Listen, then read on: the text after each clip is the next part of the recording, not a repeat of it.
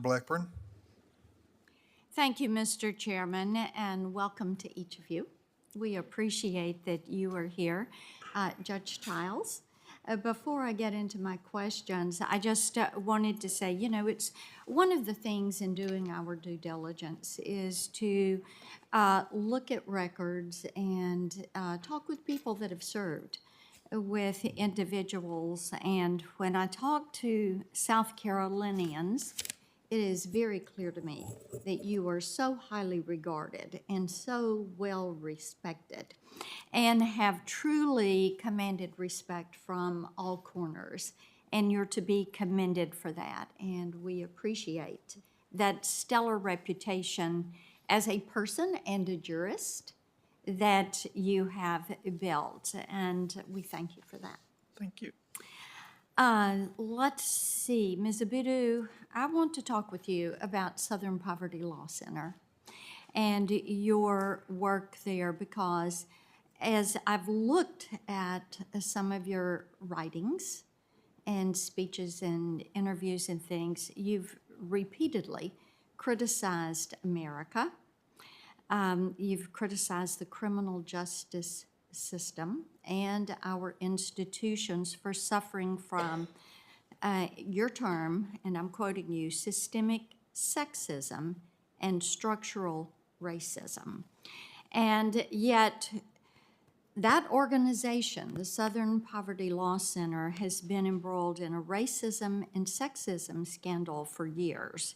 And employees the SPLC have said that it suffers from and I'm quoting from them, systemic culture of racism and sexism within its workplace and an environment in which a woman is not seen and heard, end quote.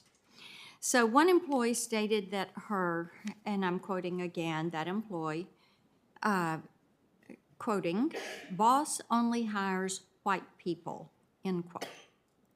So why do you remain committed to working for an organization with this type culture? Senator Blackburn, as I shared with your colleague earlier, I joined the SPLC soon after those issues came to surface.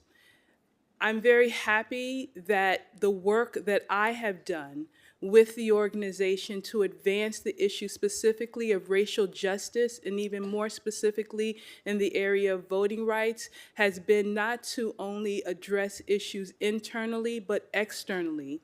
And the work that I have done has been to make America even better.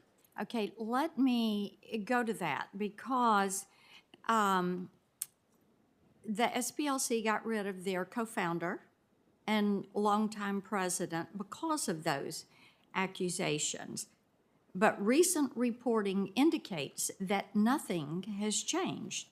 This past August, a former staffer wrote an article revealing that the person who the SPLC brought in to fix these issues was hired only to, and I'm quoting them, protect the reputation of the SPLC and not to enact or recommend changes that were desperately needing, end quote.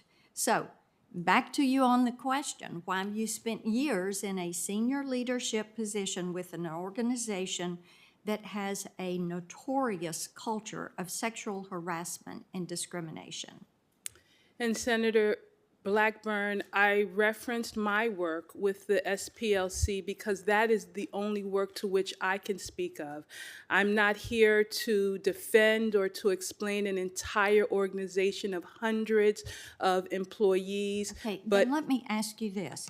Do you think your work has made a difference? And if it has, why is that not visible to people? Why do they not realize that difference is there? Senator Blackburn, I do believe my work has made a difference, and I hear that from my clients. Let me move on to one other thing. Some of my colleagues have already expressed concern with your hate group list. And I know that you've got Senator, let's see, this list is what incited violence against people in groups like the Family Research Council And you've also released a list of members of Congress who traffic in hate and extremism. The list includes me, as well as Senators Cruz and Hawley. So did you have any involvement in this list, including approving its publication? No, Senator, I did not. Were you aware of it? No. When did you become aware of it? Well, the SPLC just recently published its Year in Hate report, and so that would be the most recent exposure that I would have had to the work the Can you organization. explain why the three of us ended up on your hate list? No, I cannot. You can't. All right. Well, my time has expired. I have other questions that I'm going to submit to you for a response.